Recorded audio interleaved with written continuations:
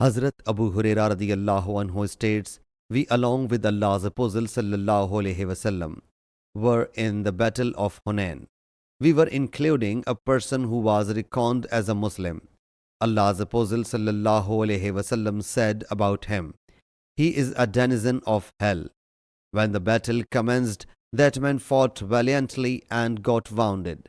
It was submitted to Allah's Apostle sallallahu alaihi wasallam, 'O Allah's Apostle sallallahu alaihi wasallam, the one whom you declared hell-bound has today fought courageously and now has expired.' He sallallahu alaihi wasallam said, 'He has entered hell.' Some of the companions could not perceive what he sallallahu alaihi wasallam meant, were about to exercise doubt, when in the meanwhile a man came and submitted.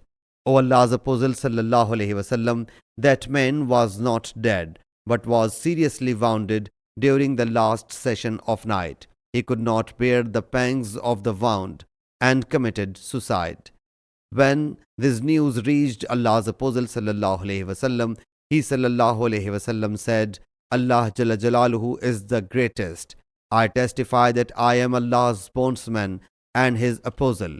He sallallahu alaihi wasallam then sent for Hazrat Bilal radiyallahu anhu and got it announced in public, 'Only the Muslims will enter paradise,' and undoubtedly Allah Jalla Jalaluhu reinforced this religion even through a transgressor. Sahih Muslim Hadees number 301.